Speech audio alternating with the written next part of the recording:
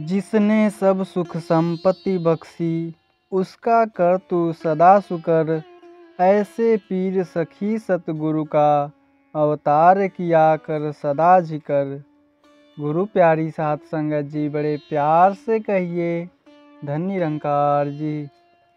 साध संगत जी, उम्मीद करते हैं कि आप सभी संत सतगुरु माता जी के आशीर्वाद से जहाँ भी होंगे सेवा सिमरन सत्संग करते हुए सतगुरु के चरणों से जुड़ करके स्वस्थ होंगे, सुरक्षित होंगे, प्रसन्न होंगे। साथ संगत जी, आज के टॉपिक का नाम है कि हम एक दूसरे से प्यार कैसे प्राप्त कर सकते हैं। साथ संगत जी, आज हम दावा करते हैं कि हम परमात्मा को मानते हैं, लेकिन परमात्मा को रिझाना, खुश करना तभी संभव है जब हम इंसानों को अपनाते हैं। गिरतों को उठाकर, जख्मों को भरकर ही परमात्मा को खुश किया जा सकता है। इसके विपरीत अगर तेरा मन कठोर बना रहा, अगर तू हंसतों को रुलाने तथा इकट्ठे मिले हुए लोगों को अलग अलग बांटने की योजनाएं बनाता रहा, तो तू कभी भी परमात्मा को प्राप्त नहीं कर सकेगा। परमात्मा की कृपा तेरे ऊपर कभी नहीं हो सकेगी। जिस प्रकार हम देखते हैं कि एक पहिया होता है, जब तक वह धुरी के साथ जुड़ा होता है वह चलता रहता है, और जब भी उस धुरी से ऊपर नीचे होने लगता है तभी वह डुलायमान हो जाता है। ठीक इसी प्रकार गुरुमुख भी तब तक गुरुमुख होता है जब तक वह गुरुमुखों वाली चाल चलता रहता है, इसको भूलता नहीं है, तभी तक वह महान होता है। गुरुमुखों वाली चाल का भाव है कि दूसरे गुरसिक का आदर और सत्कार करना, उसे मान बढ़ाई देना, कोई ऐसा वचन न बोलना जिससे दूसरे को ठेस पहुँचे। इसी प्रकार गुरसिक हमेशा दूसरे के गुण को ही देखते हैं। वह ऐसी चाहना कभी नहीं करते कि किसी ने मेरे साथ कुछ ऐसा बुरा किया है, कुछ ऐसा कड़वा वचन बोल दिया है तो कोई दूसरा आकर उसकी निंदा करे तो मुझे अच्छा लगेगा। गुरुमुख के कान को यही चाहना होती है कि इस हरि की महिमा ही की जाए। ये कान निराकार दातार का ही नाम सुने, दूसरे भक्तों का यश ही सुने। भाव गुरुमुख हमेशा गुरुमत की मर्यादा में चलते हैं। इंसान वही है जो दूसरे के सुख दुख को अपना मानकर उसके सुख दुख में शामिल होता है, दूसरे की तरक्की को देखकर खुश होता है। जो लोग दूसरे की खुशी को देखकर जलते हैं, उन्हें इंसान नहीं माना जा सकता। जहाँ इस परमात्मा से नाता जुड़ने से आत्मा का कल्याण होता है, आत्मा को मुक्त अवस्था हासिल होती है, वहीं प्रभु से इस निर्मल सत्ता से नाता जुड़ने पर इंसान का मन भी निर्मल हो जाता है। उसका मन भी निरंकार दातार की तरह विशाल हो जाता है। वह फिर तंग दायरों में नहीं रहता, वह फिर ऊंच नीच की दीवारों में नहीं बंधता है, भाषा बोली की दीवारों में उसे बांधा नहीं जा सकता। फिर वह हर एक मानव को मानव मान लेता है। वह यह जान लेता है कि हर एक में प्रभु का ही नूर है, कोई पराया नहीं है, कोई बेगाना नहीं है। साथ संगत जी, संत महापुरुष निराकार प्रभु को अपने हृदय में बसाकर हर एक इंसान से प्यार करते हैं। यही सब सुखों का साधन है। यह प्रभु ही सब सुखों का स्रोत है। जो इससे जुड़कर सुखी हो जाता है, वह दूसरों को भी सुखी करता है। साथ संगत जी, प्रेम की भाषा को हर कोई समझता है।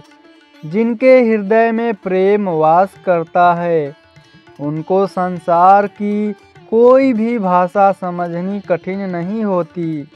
इसीलिए उन्हें कोई भी भाषा बुरी नहीं लगती। ज़रूरत है केवल प्रेम करने की। जब हम हर एक गुरमुख को प्यार करेंगे, हर एक गुरमुख से प्यार पाएंगे, तभी इस प्यार को हम संसार तक बांट सकते हैं। यह प्यार हमने अपने घर से ही शुरू करना होता है, क्योंकि जब हम अपनों से ही प्यार नहीं करेंगे तो संसार में प्यार कैसे बांट सकते हैं। अगर संसार तक तो हमारा प्यार का पैगाम पहुंचाते हैं और आपस में हम प्यार नहीं करते हैं तो संसार पर भी उसका कोई असर नहीं होगा। इसीलिए हमने हर एक से प्यार करते हुए इस सत्य का पैगाम हर एक तक पहुंचाना है। सत्संगत जी, आज संसार ने देख लिया है कि आप गुरमुखों महापुरुषों में जो भला मांगने की तथा दातार के भाड़ा मीठा करके मानने की भावनाएं हैं, वे केवल बातें ही नहीं बल्कि वास्तविकता है। दातार के चरणों में यही अरदास है कि आप सभी इन भावनाओं को अपनाए रखें और इस सत्य के मार्ग पर इन महान असूलों पर चलते हुए आगे बढ़ते चले जाएं, ताकि इससे जहां मिशन का नाम रोशन हो, वहां जिन महापुरुषों ने बलिदान दिए हैं उनकी शान को भी हम बढ़ा सकें। जिन महापुरुषों ने अपना सब कुछ अर्पण किया है उनके परिवारों को भी हम प्यार और सम्मान दें, क्योंकि ये सभी गुरमुख महापुरुष हमारे इस विशाल मानव परिवार के ही सदस्य हैं। इसलिए हम हमेशा उन्हें सुख पहुंचाने का प्रयास करते रहें। दातार से अरदास है कि यह जो महापुरुषों वाला नाम हमारे साथ लगा है, हम इसी तरह कर्म कभी जीवन में जोड़ते हुए आगे से आगे बढ़ते जाएं और इस सत्य की आवाज़ को संसार के हर इंसान तक पहुंचाते जाएं। सत्संगत जी, एक महापुरुष संत का जीवन खुशी वाला होता है। इनका दिल इतना विशाल हुआ करता है कि इसमें सारे जहान का दर्द समा जाता है। जो दूसरों को दर्द देना जानते हैं, दुख पहुंचाना जानते हैं, वह कभी भी संत या महात्मा नहीं हो सकते। जितने भी संत महात्मा आज तक संसार में हुए, उनके जीवन से, उनके कर्म से कहीं यह दिखाई नहीं देता कि संत इंसान को इंसान से दूर करते हैं, बल्कि वे तो सभी को आपस में मिलाते रहे हैं। आज भी आप संतों ने संसार को दिखा दिया है कि भिन्न भिन्न तरह के महकते फूलों को इकट्ठा करने से एक खुशबूदार गुलदस्ता बनाया जा सकता है। दातार में हर करे कि सारा संसार ही एक खूबसूरत गुलदस्ता बने। इन भिन्न भिन्न प्रकार के फूलों की खुशबू हमेशा महकती रहे और सारा संसार इस वातावरण से सुगंधित हो। सत्संगत जी, कबीरदास जी अपने विचारों में कहते थे कि तू रास्ते का पत्थर जैसा बन जा, अपना अभिमान त्याग दे। और साथ ही वे उत्तर भी ये भी देते थे कि रास्ते के पत्थर से किसी को चोट भी लग सकती है। फिर कहते थे कि तू ऐसा बन जा जैसे मिट्टी धरती पर पड़ी होती है। फिर वो स्वयं ही कहते थे कि मिट्टी की तरह उड़ उड़ कर हमारे कपड़ों को मैला कर देती है, हमारी आँख में भी पड़ जाती है। फिर कहते हैं कि हरि का दास बनने के लिए तू पानी की तरह बन जा, जो सब में मिलकर अपना रूप खो देता है। फिर कहते हैं कि पानी भी तो गर्म और ठंडा होता रहता है, वो सदैव एक रस नहीं होता है। अंत में उन्होंने ये निर्णय दिया कि हरिजन को ऐसा होना चाहिए कि हरि का रूप बन जाएं। जैसे सही मायनों में हरि का दास बना जा सकता है। जिसके हृदय में हरि का वास हो जाता है, उससे फिर हमेशा प्रेम ही प्रेम निकलता है। जहाँ प्यार होता है वहाँ सुखों का वास होता है। यह प्यार तभी पैदा होता है जब मानव हर प्रकार के अभिमान से स्वयं को मुक्त कर लेता है। जब तक मानव में अभिमान होता है, वह खुद को श्रेष्ठ और दूसरों को नीचा मानता है, जिससे द्वेष, बैर, नफरत और ईर्ष्या उत्पन्न होती है तथा मानव दुख क्लेशों में घिर जाता है।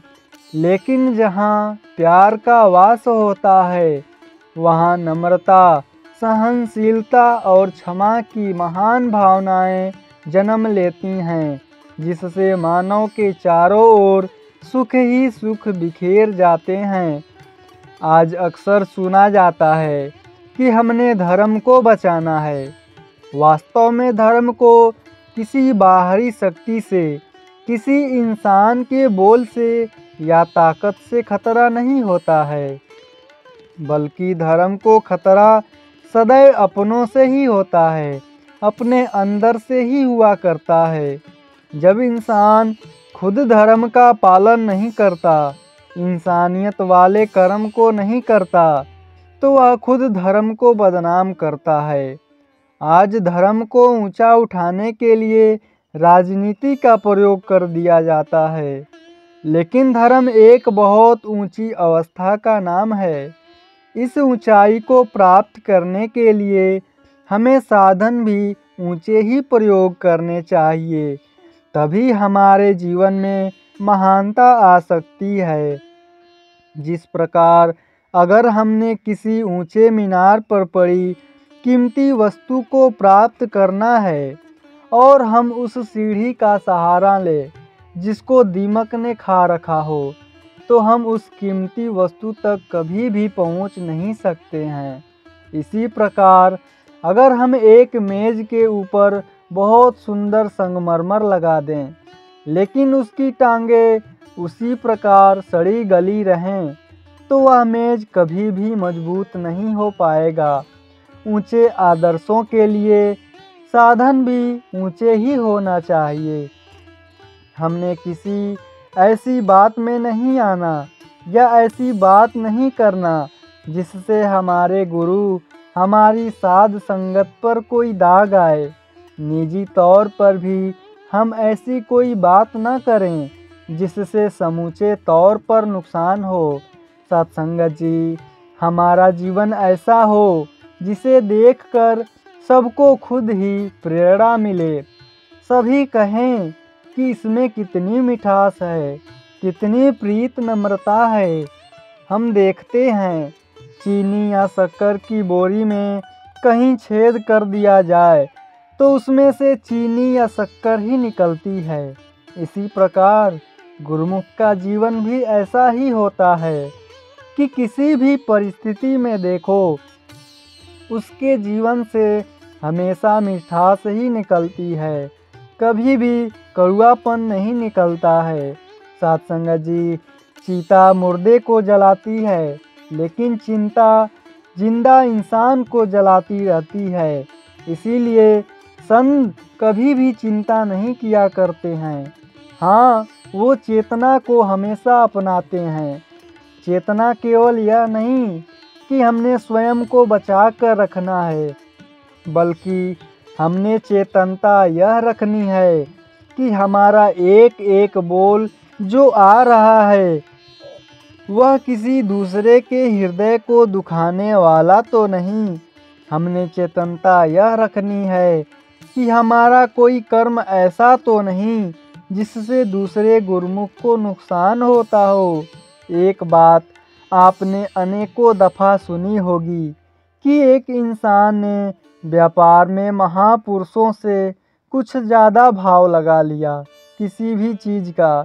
तो जब इस बारे में बात पता चली तो उसने आगे से यह सुना दी कि संतन स्यो हम लाहा खटिया, अर्थात संतों से ही तो हमने लाभ लेना है। साथ संगत जी, संतों से हमने यह लाहा नहीं खटना, संतों से हमने उनके गुण ग्रहण करना है, उनसे विश्वास ग्रहण करना है। यह सीख लेनी है कि शक्ति न होते हुए भी वे किस तरह से सेवा करते हैं। संगत में जाने के लिए किसी का कितना किराया खर्च हो जाता है, फिर भी वह संगत में जाता है। और हमारे पर दातार की इतना कृपा है, फिर भी हम कई बार नहीं जाते। तो यह लाभ है जो हमने महापुरुषों से ग्रहण करना है। इन गुणों को ग्रहण करके हमने निरंतर आगे बढ़ते रहना है। साथ संगत जी, बड़े प्यार से कहिए धन निरंकार जी।